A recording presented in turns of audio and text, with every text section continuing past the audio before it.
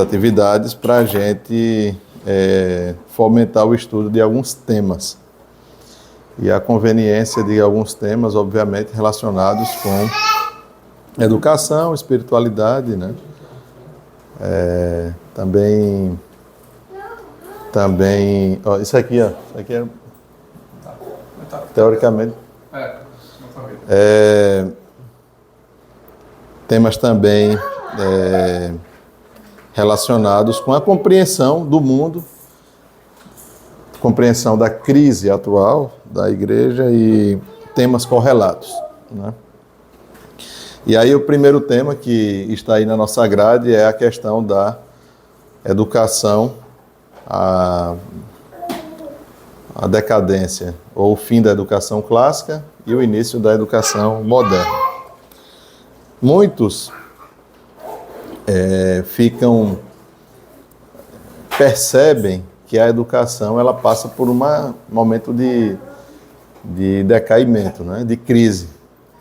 E já no aspecto mais superficial, a gente pode atribuir essa crise a uma ascensão mais ideológica do que propriamente de ensino. Então as pessoas dizem, não, eu não tenho receio da escola porque a escola tem um aparato ideológico, os professores são muito ideológicos, etc. e tal. Esse é uma preocupação justa, né? Uma preocupação legítima, mas quando você vai analisar os problemas de fundo, os problemas fundamentais, eu diria que é até um aspecto mais superficial.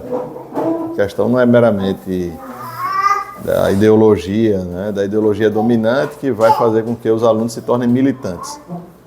Isso aí já é o fim da linha.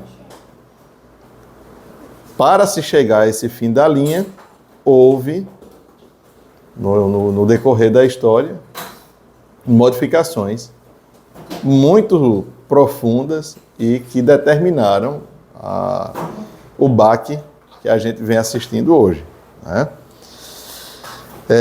Então eu sugiro a vocês algumas leituras. Então tem a leitura aí da Dorothy Slayer. Conhece, professor? Slayer? Acho que a irmã Ana Maria mencionou muito. Mencionou. Sim. Esse livro aqui, que é um ensaio, né? As ferramentas perdidas da aprendizagem. Aí tem uma introdução desse professor, Gustavo Bertosch. Esse livro é um livro muito interessante. Outro livro também interessante, a parte introdutória, é o Trívio da irmã Miriam Joseph. E aí, falando no Trívio, a gente vai dizer, então, o que era a educação clássica e o que é a atual educação moderna, certo? Então, vejam, a educação clássica, ela se baseava, e quando eu falar de educação clássica, o corte epistemológico que eu vou fazer é a educação que vigorava na Idade Média, certo? A educação do período medieval. E os medievais, eles herdaram, eles não desprezaram o conhecimento do mundo antigo, como vocês sabem. E aí, creio que vocês estejam cansados de saber, é o famoso trivium, né? Se estudava, que o trivium é exatamente a ferramenta da aprendizagem. O trivium e o quadrivium, né? Ele é exatamente, eu acho que vai ficar batendo aqui, viu? Aqui nesse negócio aqui. Eu acho que o trivium é exatamente essa ferramenta de aprendizagem. Dava as ferramentas e aí vocês viam a possibilidade do estudante, né? Ele ter uma competência de domínio de várias ciências. Então, se você pegar, tem até aquele personagem clássico, né, da literatura. Você pega o Dr. Fausto. O Dr. Fausto sabia de tudo. Sabia de ciências a conhecimento científico, literário, tudo. Se você pegar aqueles típicos intelectuais da Idade Média, de final da Idade Média, pega um Isaac Newton, por exemplo, eles tinham um domínio de muitas coisas, de muitas ciências. Por que eles tinham domínio de muitas ciências? Porque eles dominavam as ferramentas. Tá certo? E aí vem o trivium, né? O trivium, que é o que é o trivium? Vocês lembram? O trivium estudava gramática, lógica e retórica. Então aqui fazendo o número 3, né? Que está relacionado com características do espírito. O quadrivium, né? Estudava as ciências, que eram tudo que é 4 é relacionado com o material, tudo que é 3 é relacionado com o espiritual. Então o 4, os gregos, os pré-socráticos já diziam isso. E o número 4 se relaciona com as coisas materiais. Por isso que tem as 4 virtudes cardeais, as 3 virtudes teologais e por aí vai. O quadrivium, música, geometria, né? Quais são, professor? Música, geometria, tem aritmética e astronomia. Aritmética e astronomia. Tudo relacionado com a matéria. Então aqui é espírito, aqui é matéria. E a unidade dos dois dá a totalidade do 7. Que é o número da perfeição. Tá certo? Então, se você domina o espírito e você domina a matéria, você domina você tem uma formação perfeita. Né? Então você está no caminho da perfeição da sua formação intelectual. Né?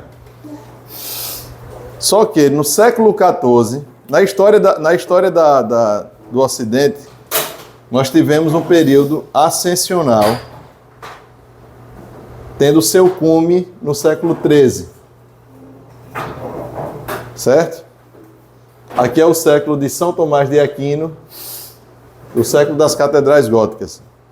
E das catedrais góticas do período radiante, a flamejante. E a outra agora que eu esqueço o nome. A flamejante já é a decadência que já vai ser os que vai vindo nos séculos posteriores. Já reflete na arquitetura uma decadência doutrinária. Mas o ápice está com São Tomás de Aquino, século XIII. E o século XIV vai ser o século do início do fim.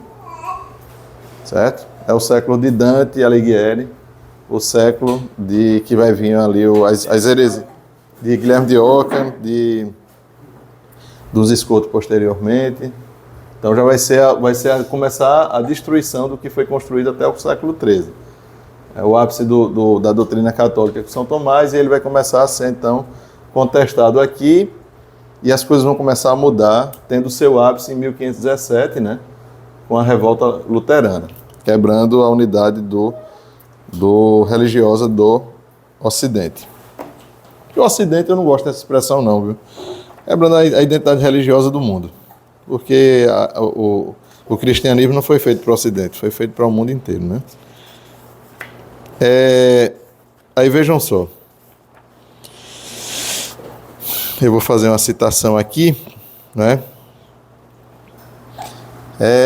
Então, foi no século XIV que ele foi lentamente minado por fora e por dentro, sob a orquestração do nascente humanismo, até desabar no Renascimento. O Renascimento, por aí, é tido como um movimento das luzes, né? Da humanidade renascendo para o conhecimento, etc. e tal. Para nós, católicos, foi uma reação maléfica, né? Destrutiva da cultura medieval, que era muito florescente. E, na verdade, as escolas passam que a cultura medieval é exatamente a cultura do terror, né? Das trevas. Mas um amigo nosso mandou um vídeo da parte interna do Hospital das Clínicas em São Paulo. É um negócio, assim, assustador. Vocês verem lá o hospital. O da clínica daqui também é assustador, né? É uma coisa horrível. Mas o vídeo é muito... Ele parece literalmente um inferno. Se botasse fogo, já tivesse fogo na parede, assim, tivesse fogo pelos cantos. Não, aqui é de fato um inferno mesmo. A restauração, tudo mais. Aí tem um hospital famoso na idade. Nós até vimos um hospital medieval em Bruges. É um negócio assim de uma beleza espetacular. O Hospital São João. E então tem uma arquitetura muito mais adequada, jardim, não tem comparação, né? Então, como é que um povo desse que faz uma coisa tão delicada pode ser a Idade das Trevas? O Hospital de Bonn, né, que foi doado. Se você comparar, não dá nem para comparar. Não tem relação, né? Então, no século XIV, surgiu a figura, não sei se vocês já ouviram falar, de um rapaz chamado Comênios. Já ouviram falar? Oi? Já ouviram falar, né? Comênios, que na sua principal... Ele era um teólogo e místico tcheco. Na sua principal obra, né, chamada Magna Didática, ele não apenas fez pouco caso das 7 artes liberais, como estabelece as bases da pedagogia moderna, da pedagogia que triunfou hoje. Veja, a pedagogia que triunfa hoje, ela tem base, aqui o corte, como eu falei, né, o corte que eu estou fazendo aqui, né, alicerçado no estudo da irmã Miriam Joseph, é o corte trazido pelo Comênios, século XIV. E os princípios da pedagogia moderna vai estar nele. E ele diz que, como desenhadas para fins de ensino e não de educação. Por isso que chama artes liberais. Por quê? Porque você vai dar as ferramentas para verdadeiramente educar. E educar é tirar de si, tirar da ignorância para o controle, para um maior domínio de si mesmo. Então você sai de si para se dominar. Essa é a razão de ser o senhorio de si mesmo. Então, entre outras coisas, Comênios, curiosamente, inventou o jardim da infância, o kindergarten. Não existia o kindergarten. E ele diz o seguinte, aqui é palavras de Comênios. Ouso prometer uma grande didática, uma arte universal que permita ensinar todos com resultado infalível, de ensinar rapidamente, sem preguiça ou aborrecimento para alunos e professores.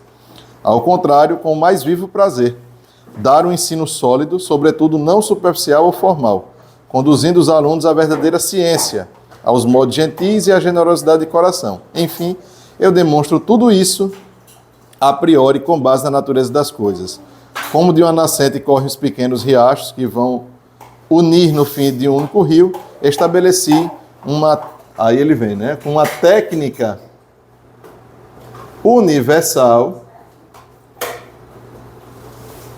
que permite fundar escolas universais. Ou seja, já tem a visão de controle. Tá certo? Aqui a gente já vai começar, né? Não é isso, professor? Aqui a gente vai começar a ter a visão de controle. Tá certo? Percebam que a ideia dele de escola já é uma ideia mais... É uma tentativa racionalista de controle deste fenômeno chamado educação, da relação do professor com o aluno. E aí, o José Moni Nasser, né, trazendo aqui, ele diz o seguinte, já nessa frase a gente vai descobrir algumas características da educação moderna. Triunfalismo, epicurismo, o prazer, né, o estímulo dos prazeres, massificação do ensino, uniformização do conteúdo, automatização da aprendizagem e insensibilidade às individualidades. Então você vai formar uma massa preparada para ocupar os espaços trazidos pelo pela nascente mudança de mentalidade que estava começando a se estabelecer no mundo, que foi ali no século XVI, né, que foi o fim de uma visão completamente, como é que eu posso dizer, uma visão mais personalista, né, mais pessoal, para esse triunfo da universalidade desta nova visão de Estado que estava surgindo. Por quê? Porque a estrutura política do mundo pré-renascimento era baseado no feudalismo. Feudalismo. E o feudalismo ele se baseia no juramento. Certo? Do senhor com o seu vassalo. No século XVI, Lutero ele vai quebrar isso aqui e ele vai dar as bases do Estado moderno. Certo? E nas bases do Estado moderno, ele vai vir estabelecer aquilo que era de longa data uma luta, desde o século XV, desde o século XIII, já no século XIII começa, né? No século XV, de uma luta muito grande, né? Para separar a igreja do Estado. A igreja fica cuidando, né, das questões religiosas do ponto de vista pessoal e o Estado cuida das questões estatais. E como o Estado vai cuidar das questões estatais, o Estado vai ter que ter uma massa para educar.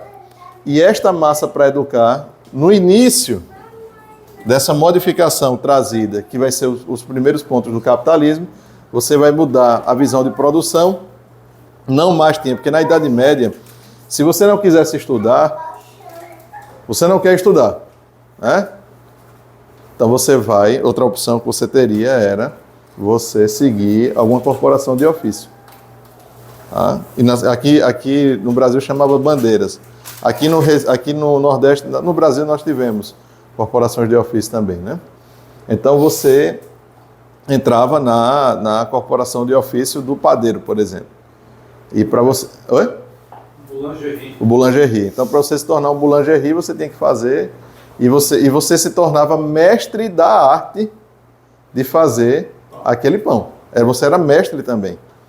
Né? Ou você iria, sei lá, fazer tonéis. Aí tem os tanoeiros. Né? Então, assim, cada profissão tinha a sua corporação de ofício. Tem até uma palestra de Marcelo Andrade no YouTube, que ele explica como é que funcionava a corporação de ofício. Então, tinha a corporação de ofício, tinha os seus padroeiros, as corporações, eram muito fortes, a corporação de ofício dos pedreiros, né? E ali eles se fortaleciam no conhecimento interno e, né, desenvolviam as suas técnicas, sem ter as escolas... Como é que eu... Oi? E hoje essas escolas universais estão formando pessoas para ficarem desempregadas. Pois é. Aí veio essa questão da escola universal exatamente no início, né, para fazer com que você entre no mercado de trabalho, né? Aí vem, isso aí já é século... E essas profissões estão... Isso aí já é século... Os séculos posteriores mais básicas estão estão sumindo. Tá dando para entender aí, gente? Sim. Então Comênios, né, ele lança as bases da educação triunfalista moderna. Aqui. E agora, nós vamos adentrar um pouco, né? Agora vejam, uma noção trazida por Pio XI, na sua encíclica Divini Illius Magistri,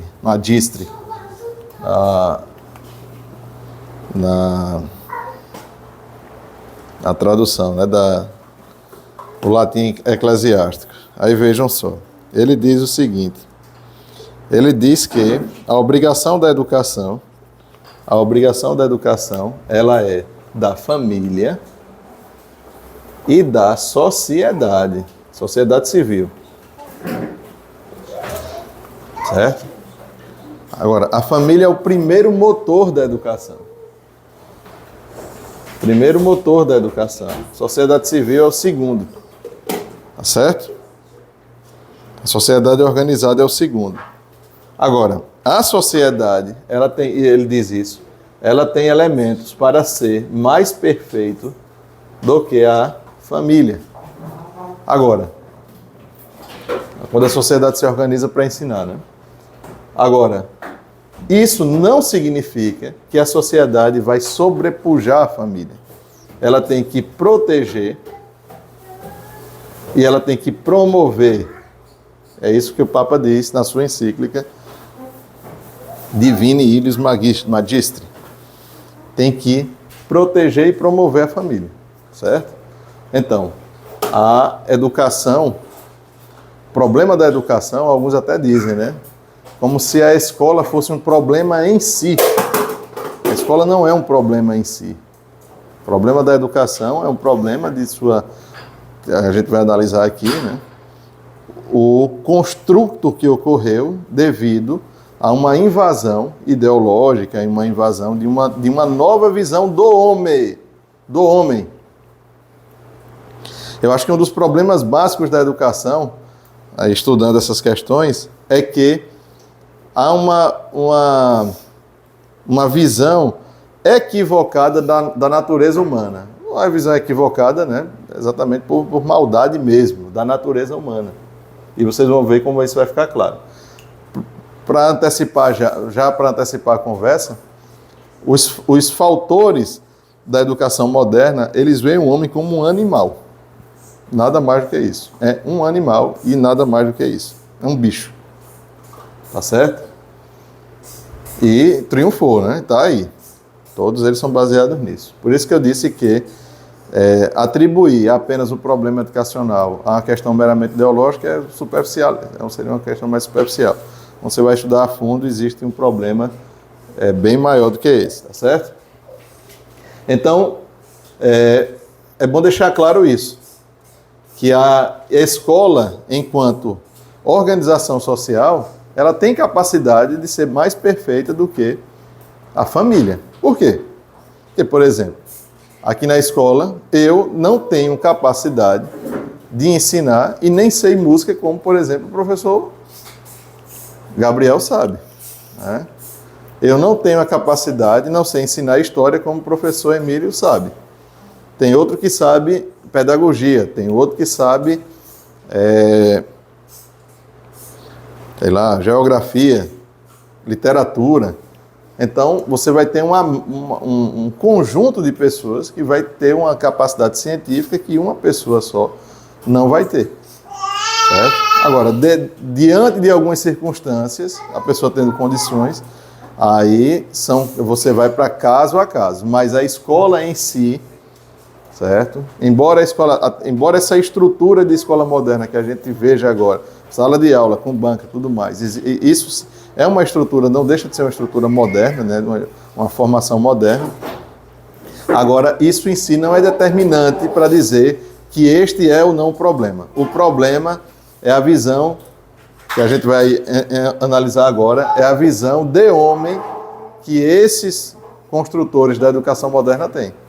E como eu já falei, eles veem o homem como um mero animal.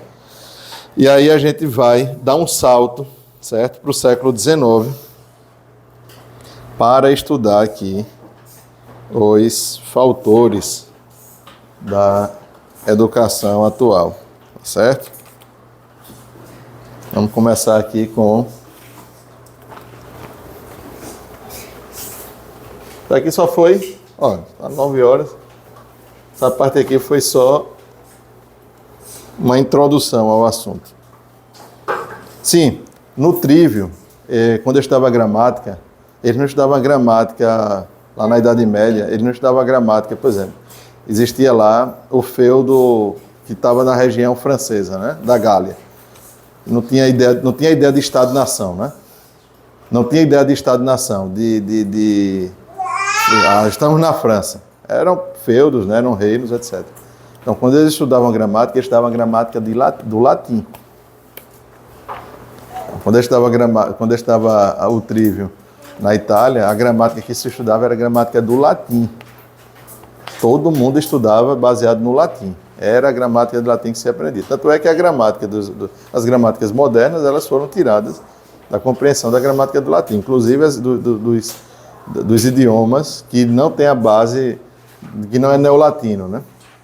Última flor do Lácio, né? Inculto e belo. A gramática do inglês, por exemplo, bebeu muito da gramática latina, né? A gramática as declinações, a gramática do alemão também. Tá? E no século XVI também, o Comênios, essa turma todinha, houve um ataque muito grande ao latim. E aqui eu já vou me antecipando. Sem latim não tem educação. Sinto dizer... Somos todos bárbaros. Nós somos verdadeiramente bárbaros. Não tem como falar de educação sem dominar ou sem estudar isso aqui. É brincadeira. A gente está brincando de estudar. Não tem conversa. Sem dominar o latim. E aí, veja, existe um convencimento histórico. Como disse o autor, como disse esse Gustavo aqui no prefácio do livro, ele disse: o futuro está na Idade Média. O futuro da educação está na Idade Média. Se eles estudavam latim, e se o estudo do latim possibilitou explosões de inteligências, como a gente viu, porque não dá para comparar um homem de ciência daquela época, e não é uma questão meramente de saudosismo, não, gente. Eita, porque a gente vai ter que, daqui a pouco, a gente vai chegar na escola a cavalo, vestido com armadura, não é saudosismo, é questão de se acercar das ferramentas da aprendizagem. Outro problema também da aprendizagem atual, que aqui eu não vou comentar, mas vale também uma palestra só sobre o assunto, né? É que nós hoje temos no nosso meio distrações muito grandes, né? Tem as telas, tem o problema da arte. Veja, como se estudava música no quadrívio, aquelas pessoas, então, eles tinham a capacidade de escutar uma música e de julgar a música. E vocês sabem que a música, ela destrói uma família, ela destrói uma cidade, ela destrói um país. A música ruim, ela faz muito mais do que discursos e etc e tal. Tá? Ela destrói tudo. Aí, resultado, porque eles estudavam música. Quantos de nós estudamos música seriamente? A gente geralmente hoje associa a música a uma coisa meramente prazerosa, né? Eu estou no carro, boto uma música para escutar. Estou lavando os pratos, boto uma música para escutar. Mas quantas vezes eu sentei e estudei os elementos da música, né? As suas partes principais, a filosofia da música. Quantas vezes eu fiz isso na minha vida? E, no entanto, a música está destruindo tanto a minha família quanto a juventude. É uma questão básica, né? Então, outro elemento também que se deve ter muito cuidado. E hoje, como a educação atual, como disse Comênios, ela é epicurista, como é uma educação baseada nos prazeres sensíveis, o que é que vai manipular, o que é que vai basear, então, o estudo da música? É o que eu gosto. Então, se eu gosto de cantar Florzinha Mimosa, e eu não vejo problema nenhum, e que inclusive se canta nas igrejas por aí, então não tem problema nenhum. Eu não gosto, no padre não fala nada de mal de ninguém, mas você não sabe absolutamente as consequências que uma música dessa vai causar, né? Então, isso é outro aspecto de desprezo que um homem como Comênios e outros que chegaram e uma das consequências da revolta luterana, o Eric Weigl fala isso, né, no livro dele, na História das Ideias Políticas, o luteranismo, ele trouxe também essa noção do utilitarismo, que é muito caro ao que eu vou falar aqui na frente. a utilitarismo. O que vale, então, é aquilo que tem meramente utilidade. Então, assim, veja, a gente não fala latim, né? A gente não fala latim, para que danado aprender latim? Acho que seria mais o pragmatismo, não? É porque o pragmatismo, ele vai ter uma... Ele vai beber, né? Assim, é mais claro no pragmatismo isso, né? Mas o utilitarismo protestante, ele atacou muito, por exemplo, o conhecimento aristotélico, né? Por quê? Porque achavam uma coisa que era como se fossem apenas jogos mentais, assim, uma coisa mais intelectiva, sem muita base na realidade. Essa crítica que se faz, né? E aí veio o direito moderno, inclusive uma das bases, né, dessa questão da separação do Estado, dizia-se que, citando o Nosso Senhor, quando dizia que dá a César o que é de César, dá a Deus o que é de Deus. Então, tudo isso foi a preparação para o que a gente vai assistir agora, no século XIX, iniciando com um professor chamado Wundt, um professor alemão chamado Wundt. Este homem aqui, ele é o fundador da escola da psicologia experimental, certo? Bebendo aqui, ó, tudo tem um sentido. Por que a psicologia experimental? Porque o que vale é a utilidade, o pragmatismo, tudo isso. Por isso que a psicologia experimental, ela vai ser muito absorvida pelo pragmatismo americano. Tá? A psicologia experimental, o Wundt dizia, as coisas só fazem sentido se elas puderem ser medida, quantificada e quantificada. Aí isso é cientificamente demonstrado. Se eu consigo medir e quantificar, né, eu tenho uma coisa cientificamente demonstrada. E para ele, a psicologia, ela nada mais é do que dados da experiência.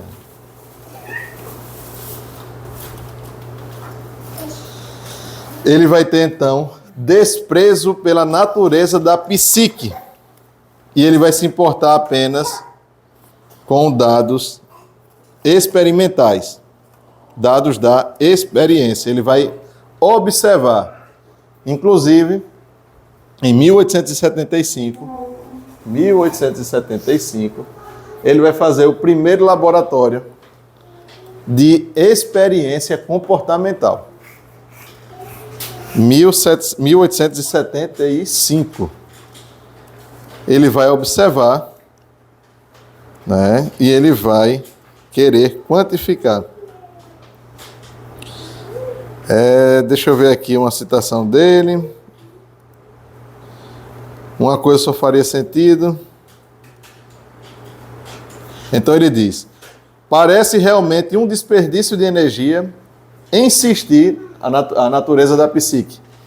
Parece uma coisa, realmente um desperdício de energia, insistir nas discussões subjetivas sobre a natureza da psique, as quais estiverem em voga por algum tempo e na prática ainda estão, em vez de aplicar as energias onde elas vêm a produzir resultados reais. Então ele dizia, parem de discutir o que das coisas, né? Ou seja, parem de discutir. Isso aí você percebe que é um ataque até à metafísica, né? A natureza, o estudo do ser enquanto ser. Essa coisa não é a metafísica no sentido espiritual, mas a metafísica no sentido aristotélico, trazido por São Tomás de Aquino. Pare de discutir a natureza dessas coisas e vamos observar as experiências. Vamos ver como é que o ser humano, ele reage. E por que ele tem essa noção, minha gente? Porque para ele, aprender nada mais é do que conectar neurônio. Conectar neurônio. Veja que é uma questão meramente material. Ou seja, o ser humano não tem nada de espírito.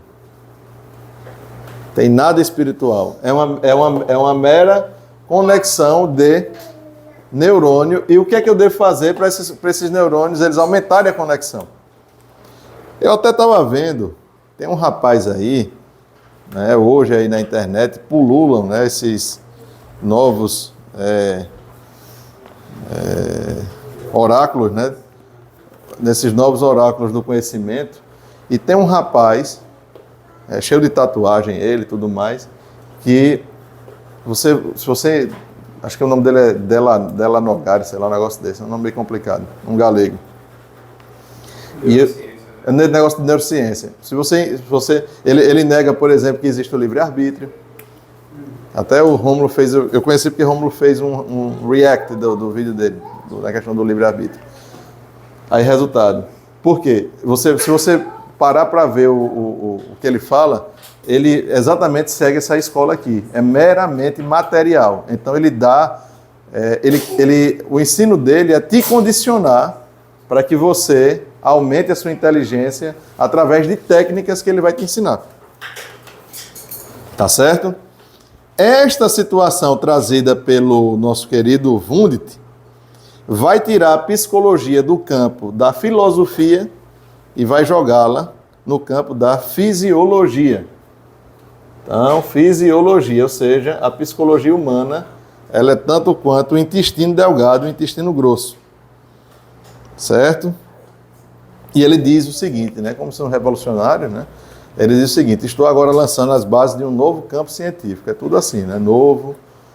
O mundo vai começar agora a partir de Wundt. Até agora estava todo mundo mergulhado na ignorância e nas trevas, e agora o mundo vai se refazer. E o que é a vontade para ele?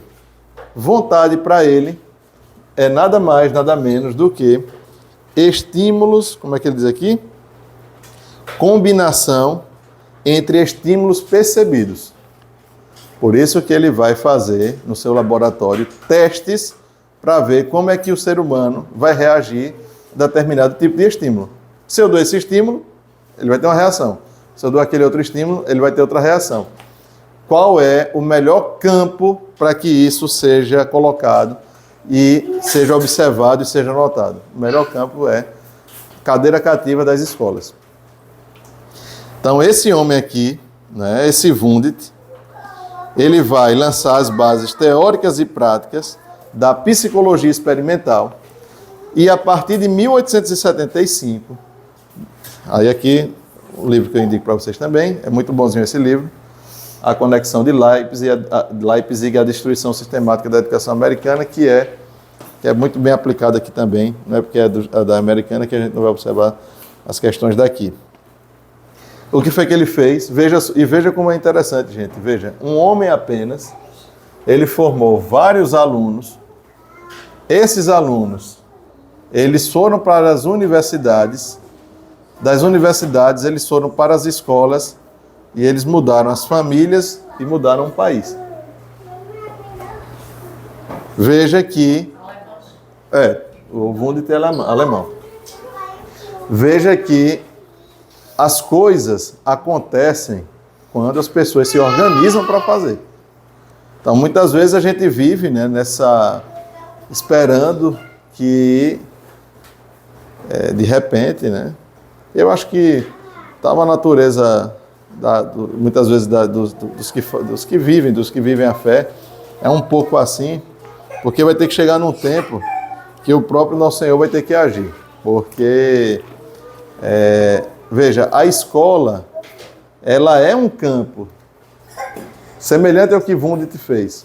Se você pega uma escola com 300, com 400 alunos, que você dá boas bases científicas, se você dá os elementos corretos, a religião correta, essas pessoas vão começar a praticar a fé.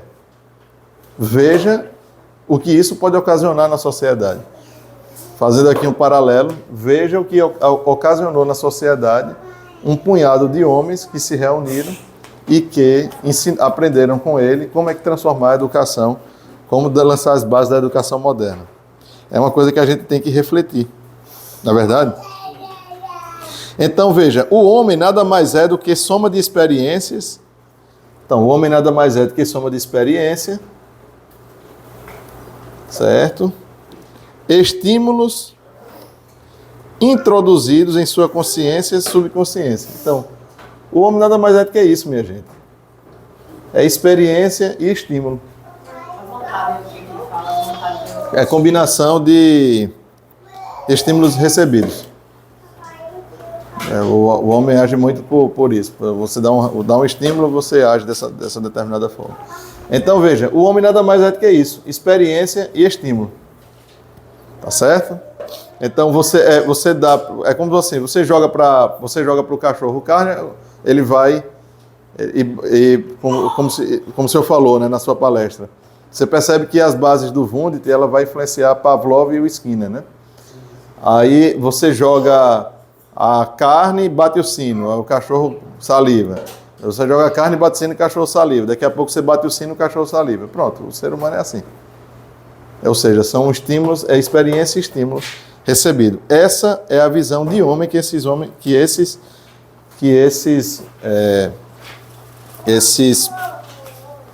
homens terão, né? Escola do secularização do que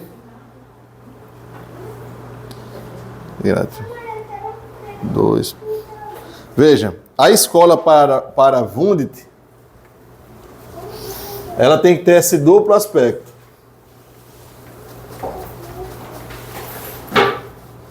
Ela tem que ser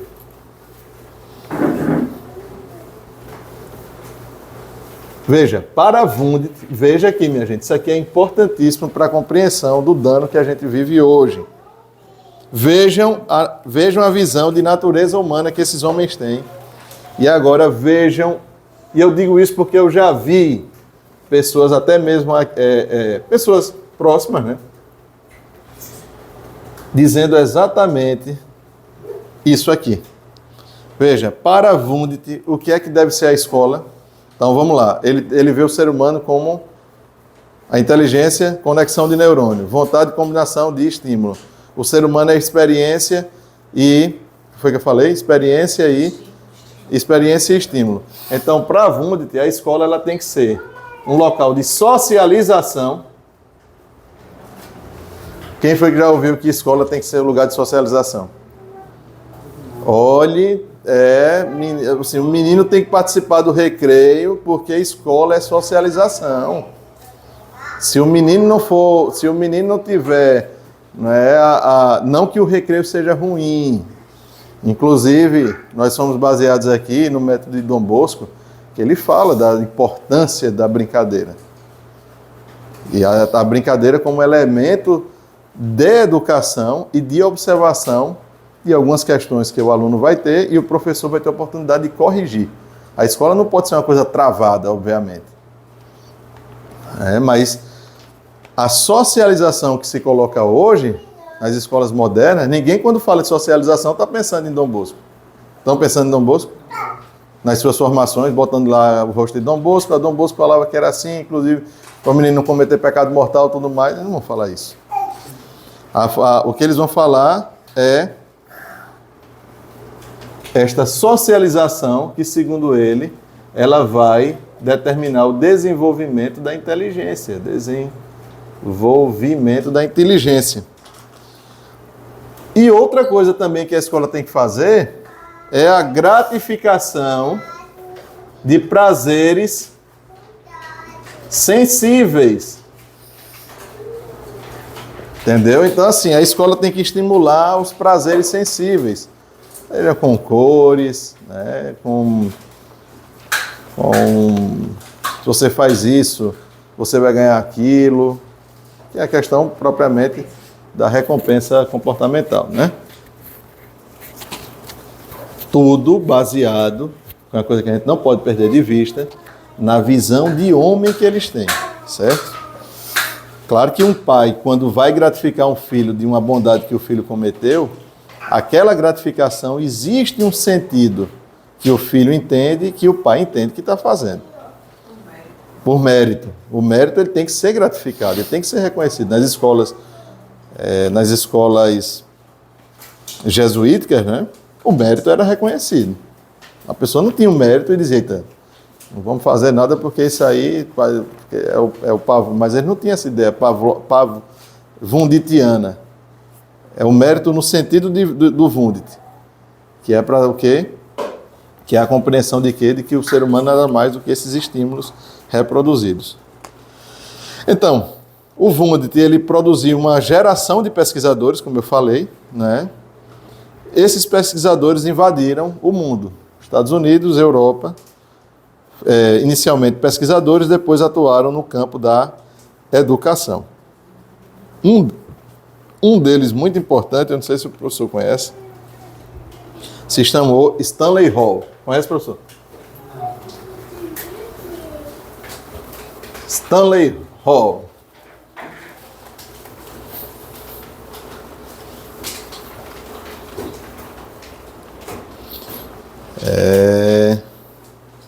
Esse Stanley Hall, por que ele é importante para a gente? Stanley Hall. Tá tudo ok aí, gente? Tá dando para entender? Estudou na Universidade de Johns Hopkins, nos Estados Unidos. Por que Stanley Hall é importante? Porque ele aplicou a psicologia experimental nos nossos filhos, educação infantil. Certo? E aí, como todo diabo tem que ter o secretário, né? Ele chamou o secretário dele chamado, e até no direito também, a gente vê a influência desse senhor aqui, John Dewey, 1884. O Dewey se tornou chefe do Departamento de Filosofia, Psicologia e Educação da Universidade de Chicago, financiado pelo nosso querido Rockefeller. Certo? Em 1896, o Dewey, ele fez um laboratório escolar. A escola de Dewey. E aí ele vai começar a aplicar, né, ele vai começar a pôr em prática a sua teoria. Aí vai vir. Já ouviram falar alguma escola com esse nome? Mas não estou falando, estou querendo falar, é porque é a atmosfera de tudo isso, para vocês verem que isso não está muito longe. Olha aqui, ó, escola tem que ser. Isso é Dewey. Ela tem que ser social e ela tem que prezar muito pela experiência. Tem que ser uma coisa experimental.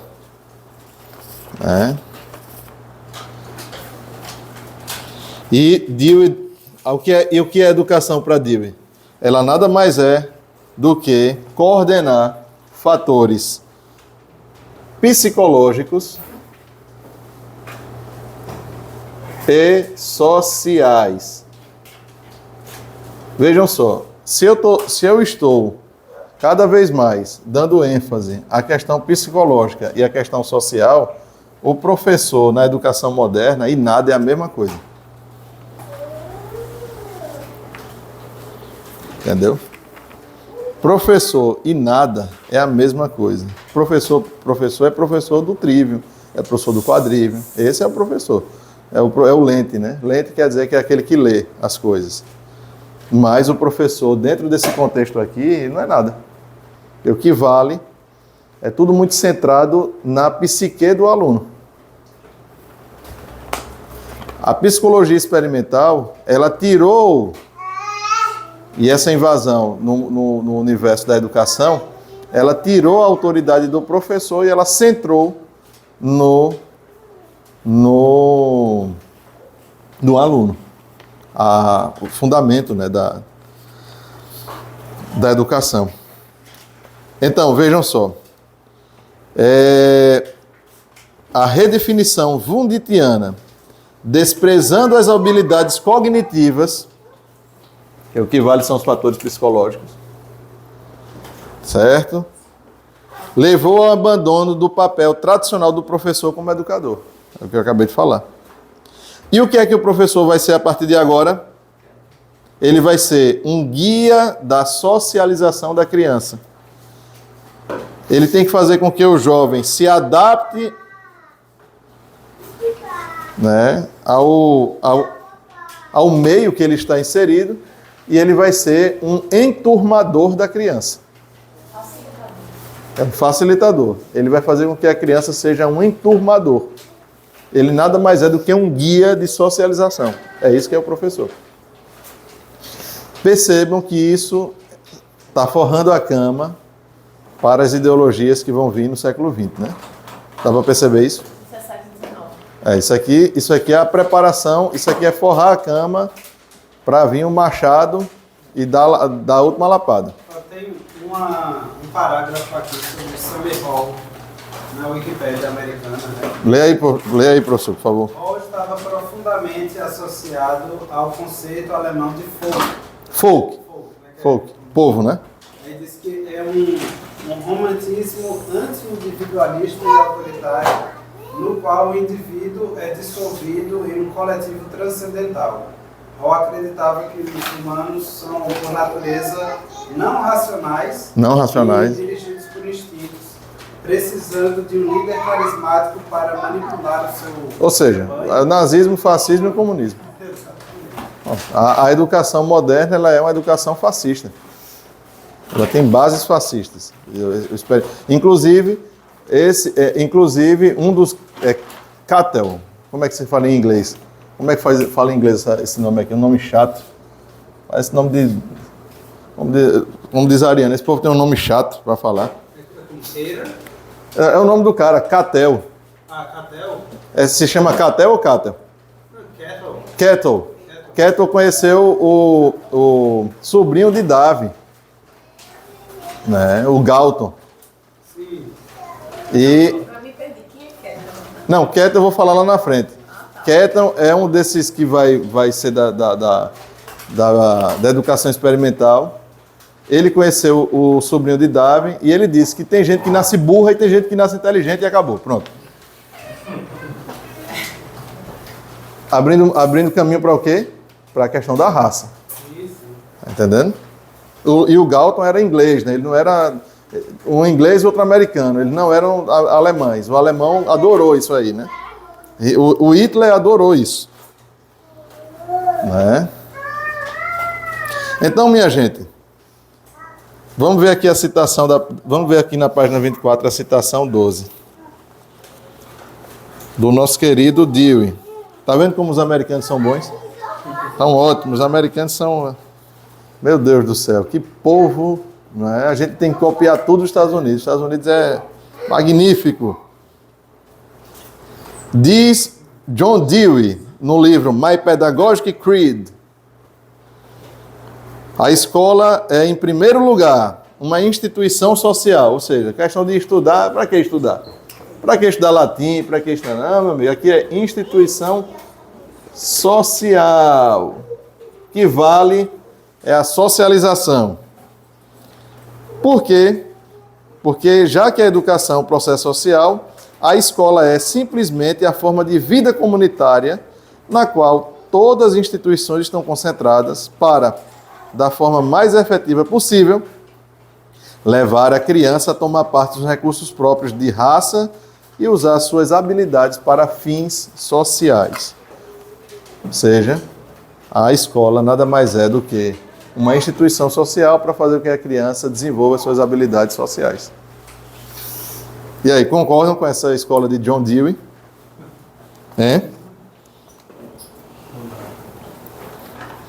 Então nós temos esse caminho, minha gente. Nós temos o caminho. Começou, olha só, Wundt, no livro ABC da Literatura, o nosso querido poeta T.S. Eliot, ele diz o seguinte: existe o gênio criador, existem os epígonos e existem os espalhadores. Tá certo? Então aqui você tem o gênio criador, você tem Stanley Hall, que foi epígono, O epígono é o estudante. E você tem aquele que vai espalhar. Isso não acontece muito na música, viu? Professor? Então tem um camarada que faz a música do laboratório, aí tem o pessoal da cultura pop. A cultura pop não, a cultura pop já é o pessoal de baixo, né? Já é a borra. Aí tem o pessoal da música clássica que faz um negócio assim mais ou menos, e daqui a pouco vem a cultura pop para acabar com tudo. Aí esse muitas vezes nem sabe que veio daqui. Mas, Schlittler no, foi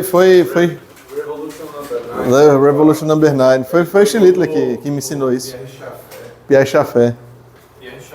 Foi o Schlittler que me ensinou isso. Agradeço o Schlittler.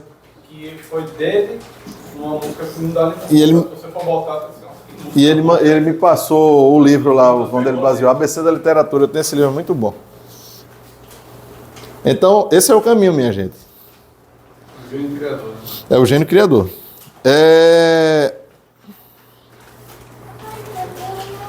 A aprendizagem ocorre apenas com a experiência.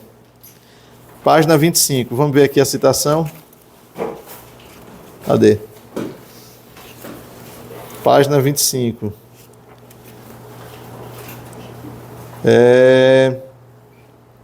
Então ele defendia o nivelamento das diferenças individuais entre os estudantes de um mesmo grupo. Veja a questão do universalismo lá, que Comênios falou, que eu falei lá no início, né? O Comênios ele tinha uma técnica para deixar todo mundo mais uniformizado, né?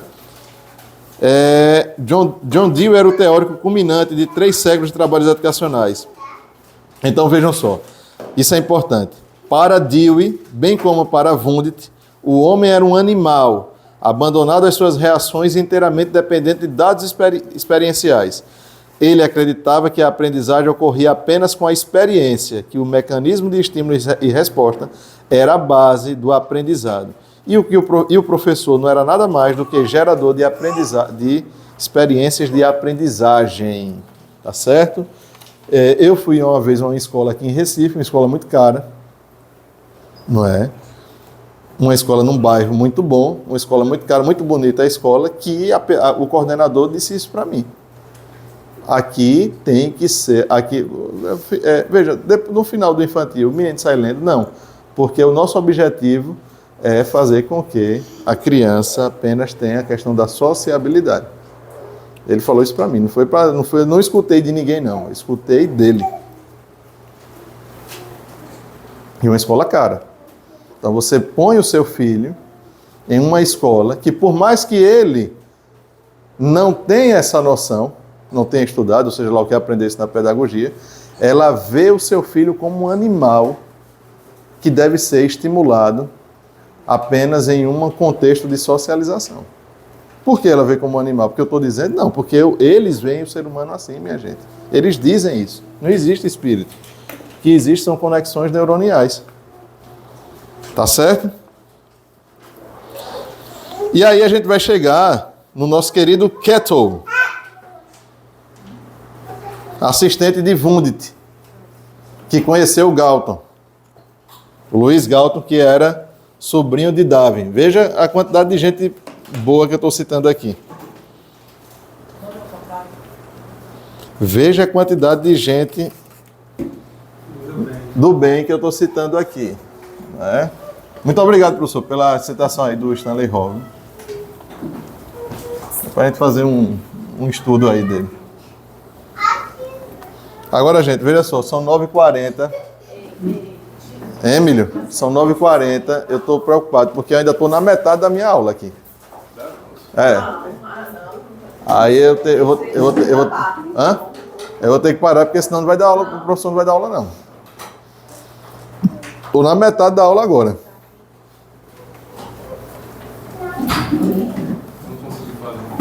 Oi? Conseguiu fazer uma coisa mais sintética? Não, porque não tem como não. Tem coisa que... Não, então tem que ver. Aí começou às 8h30.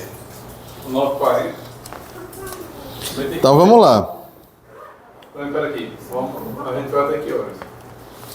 Veja, são 9h40 e você vê aí, vocês veem aí. Pode ser até 10 horas? Pode, mais 20 minutos. Aí para meia hora, o professor dá... Vai ser o professor ou vai ser você? Ou do senhor, mais ou menos por esse caminho. Sim, sim. Eu vou pegar eu ainda posso antecipar o meu. O meu, como é uma coisa mais...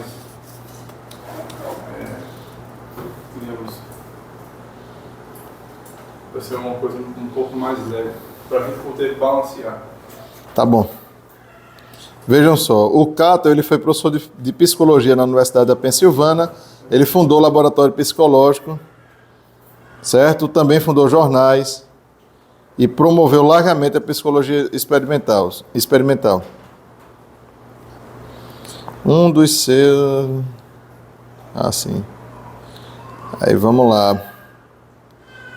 Ele fez um teste. Ele fez um teste examinando como as pessoas liam as palavras. Examinar a forma como que as pessoas veem as palavras que leem. Ele notou que as pessoas reconhecem palavras sem ter de pronunciar as letras. Conclusão: palavras não são lidas por meio da combinação de letras, mas percebidas como figuras completas de palavras. Veja como são as coisas. Qual é a consequência disso? Então ele diz o seguinte, chegue para a criança e faça isso. Mostre a palavra, já mostra a palavra inteira e dizendo o significado. Ele chamou esse método de método de leitura à primeira vista. Exatamente. Aí então você vê a base, que é o kettle. Aí isso aqui vai ser a base do quê? Aí vai vir a questão do método global, socioconstrutivismo, né? E ele era o kettle, veja, o método global veio do James McKean Kettle. O Kettle, ele foi assistente pessoal de Wundt. Vejam como eles faziam isso. Eles faziam laboratórios mesmo. É uma questão de experiência, né, laboratorial, minha gente. 3, 4, cadê aqui? Então ele conheceu o Galton, e com o Galton ele veio aquela célebre... Galton disse, né, para ele, olha, habilidades naturais de um homem, elas dependem de fatores de hereditariedade. Tá certo? E aí ele adorou, né, isso aí, né? E aí ele vai... O Kettle vai contratar o McMurray, e esse McMurray vai fazer a educação progressiva moderna. Ele vai fundar, e aí de forma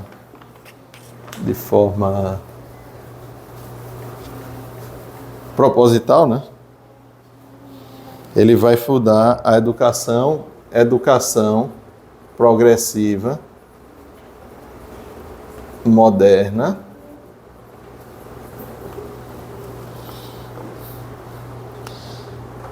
e aí vai chegar então nesse conjunto, né, de teóricos o Edward Lee Thorndike. Já ouviu falar dele, professor? Thorndike.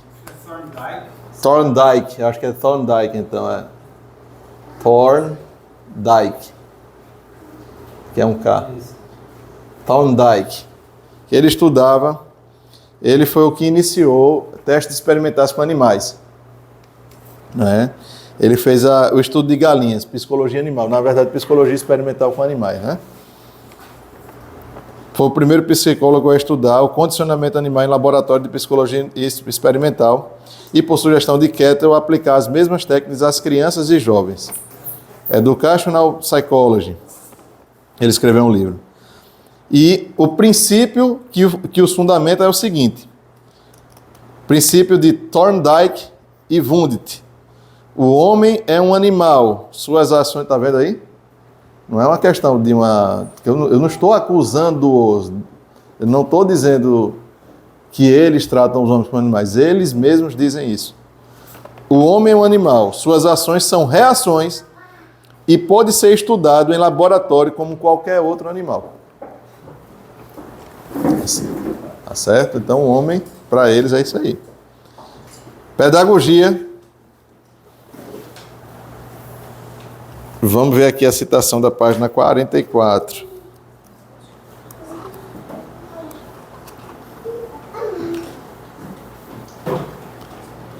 Thorndike extrapolava as leis de sua pesquisa sobre o comportamento animal e então as aplicava ao treinamento de professores, que levaram o que ali tinha aprendido aos 4 cantos dos Estados Unidos, baseando a coordenação, o currículo das escolas mesmo na nova psicologia educacional. Tá certo? Ele diz o seguinte, que o objetivo do educador, o Thorndike diz, é produzir mudanças desejáveis e inibir as indesejáveis nos seres humanos por meio de produção ou supressão de certas respostas. Ele baseou o condicionamento naquilo que ele chamou de lei do efeito. As ações e comportamentos que levassem à satisfação seriam carimbados nas crianças e aqueles que levavam a resultados insatisfatórios seriam extirpados. Meramente isso. Então se muda a concepção comportamental da sociedade e você quer aquele tipo de resposta, você carimba. Tá? Então, a sociedade mudou, o mundo mudou. Então a gente tem que absorver determinados tipos de comportamento. Então eu tenho que estimular e eu tenho que extirpar o comportamento contrário. Mas se amanhã muda, a gente muda também, porque o ser humano ele é nada mais do que esse animal que a gente pode carimbar. Aí o autor diz aqui, né? Essa forma de pensar estimula uma sociedade que opera mais à base de recompensa do que à base de raciocínio e responsabilidade. A criança espera receber o que deseja e é agradável, porque aprendeu na escola que o que é agradável é bom e o que é desagradável não é bom. Isso aqui é a prisão, né, que esse pessoal vai fazer. Então, esse tipo de psicologia do Thorndike, do Wundt, vai desbancar lá no Skinner, né? Vem a lei do efeito, bom, como eu falei, inculcado, aceita, ruim, extirpado, nega. Sociedade que opera à base de recompensa. E é o que é a educação para ele. Inter-relação geral entre homem e seu ambiente. Mudanças que tornam possível um maior comportamento da natureza humana ao seu ambiente externo. E o que é o homem? É um animal social que deve se adaptar ao seu ambiente que está inserido. E as crianças devem ser bem ajustadas. Até os 6 anos, eles dizem que, até os 6 anos de idade, ele diz que a ênfase do ensino não deve ser a aquisição de recursos intelectuais. Até os 6 anos, você tem que trabalhar só condicionamento e não recursos intelectuais. Tá certo? Então, se você passa, por exemplo, para uma criança tarefa de francês, elementos de português, uma questão de música, mais elementos da música, nota musical, etc. e tal, ou seja, elementos mais intelectuais, para eles isso aí pouco importa. Por quê? Porque o ser humano, ele primeiro tem que se aprender, você tem que primeiro, como você condiciona um cachorro, entendeu? Como você diz para o cachorro sentar, o cachorro levantar, dá a pata, joga o osso, etc. e tal, você tem que fazer com as crianças também. Até os 6 anos de idade, você não pode dar esses estímulos intelectuais para as crianças. Então vocês veem, fazendo um resumo aqui para a gente não se estender muito, eu vou citar aqui está o Papa. Vocês veem que a base da educação atual, eu não entrei nem em questões propriamente ideológicas, né? Mas você vê que a base da educação atual, ela é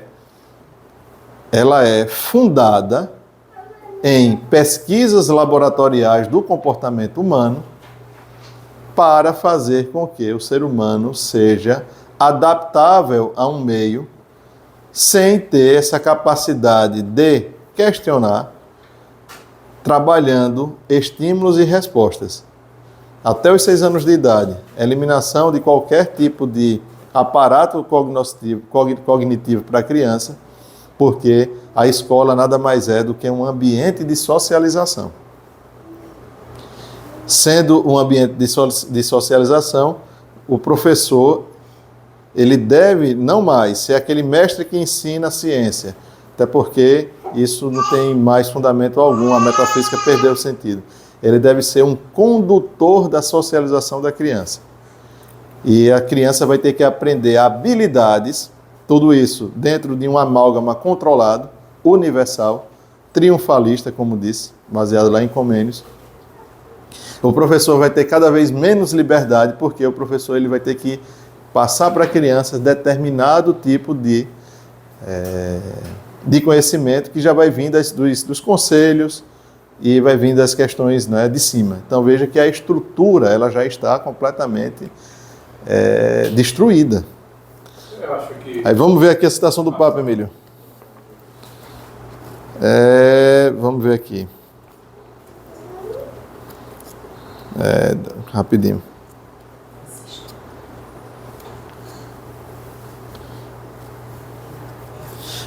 O Papa diz que a educação é obra social e não singular.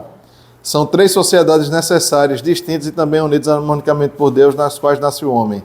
2 sociedades de ordem natural, que são a família e a sociedade, e a terceira é a igreja. Mas não era isso que eu queria dizer.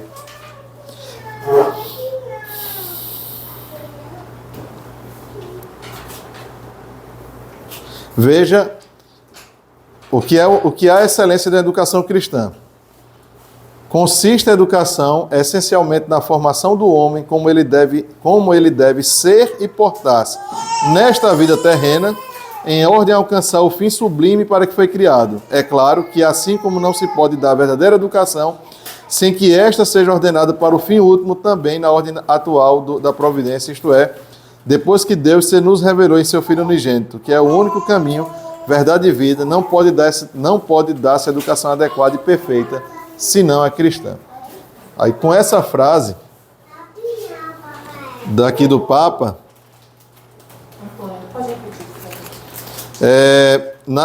a educação essencialmente na formação do homem, como ele deve ser e portar-se nesta vida terrena, em ordem a alcançar o fim sublime para que foi criado. Essa é a essência.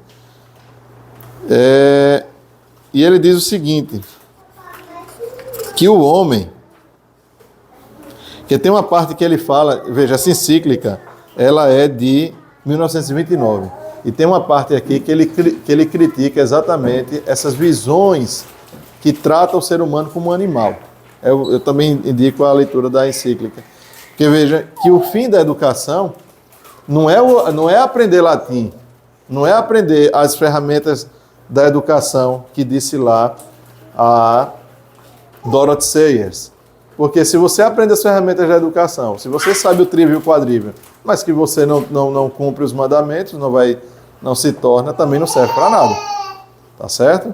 Assim como a gente analisou aqui essa destruição. Eu coloquei para vocês o nome da pessoa que disse: vamos afastar o ensino do trívio e do quadrívio, que era a educação clássica. Vamos agora uma educação triunfalista, uma educação universalista, uma educação quase que de massa.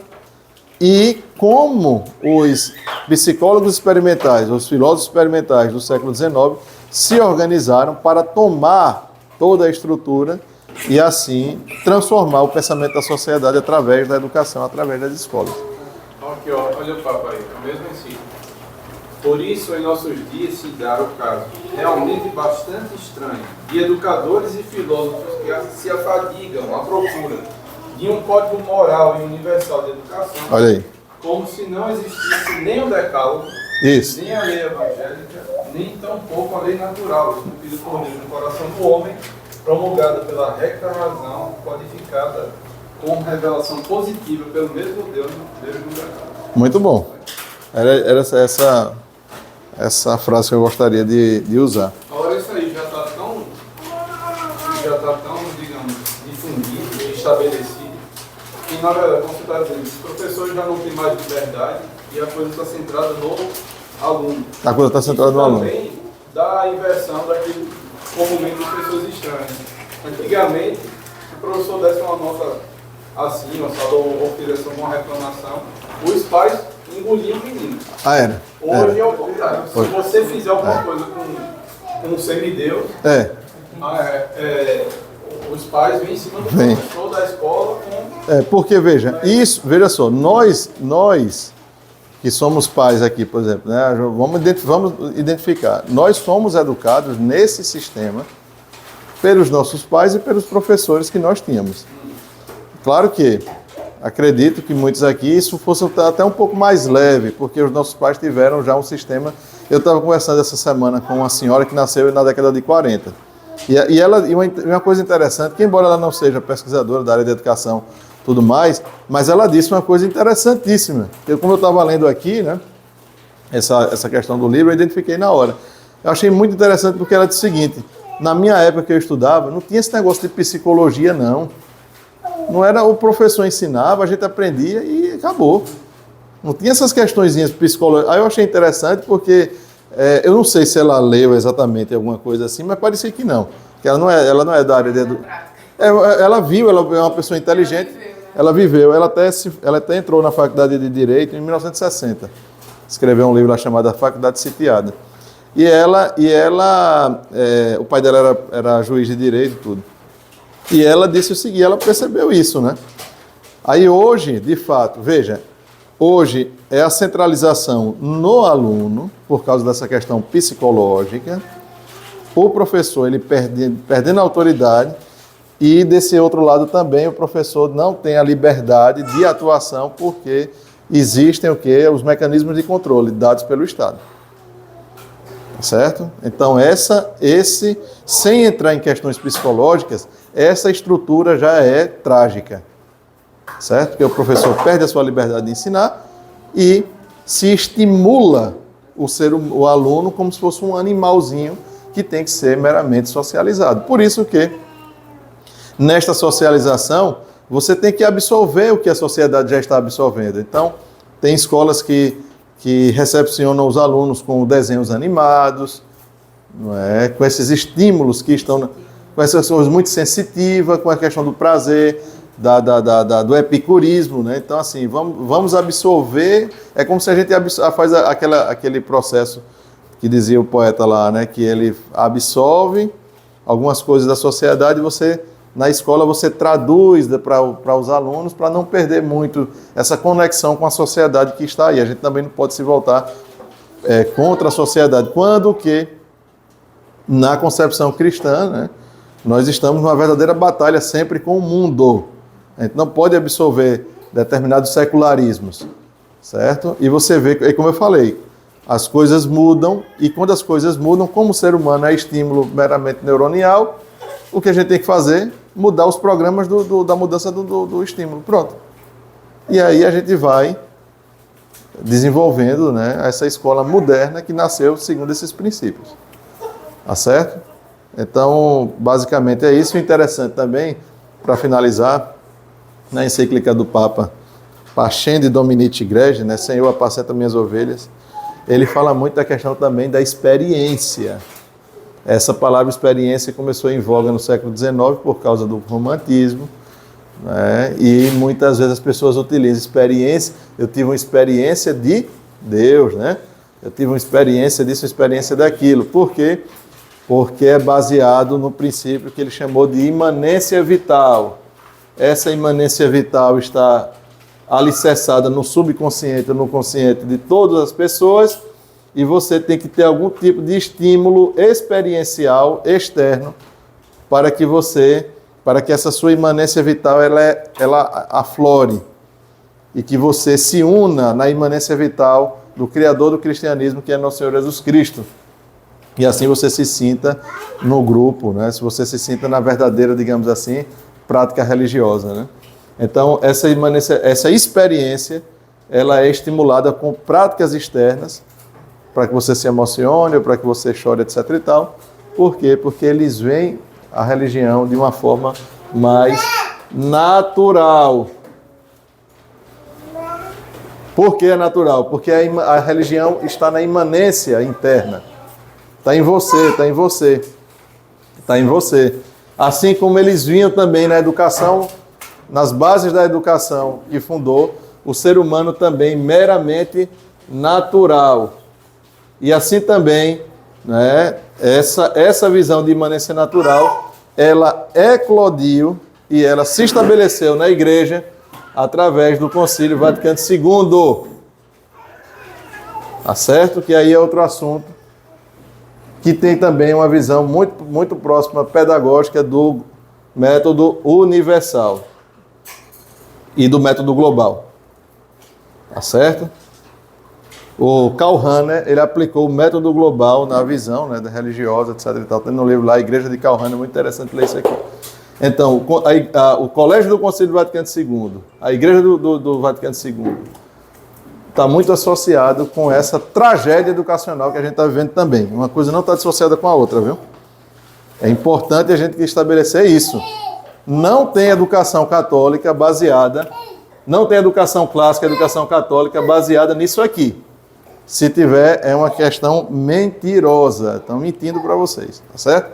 Estão colocando de forma bem clara. E aqui a gente encerra, porque aqui já seria outra aula e outro estímulo. Para outro dia a gente conversa, tá bom? E o professor na próxima aula vai falar, vai ser Emílio, né? Que vai falar sobre os sonhos de Dom Bosco e a crise da igreja. Depois o professor vai falar do globalismo, tá bom, gente? Obrigado. Espero que ficou alguma coisa entendida. Ficou claro? Deu para perceber o problema? Deu para perceber, Flávio, o problema? O início, né? Assim, É o início, é. a base. Mas deu para perceber, pelo menos. Então, Porque o problema tá aí, a gente tá vendo na cara. Ele não sou na cara da China. pois é. Então é isso. Então, obrigado, gente. Pode ir.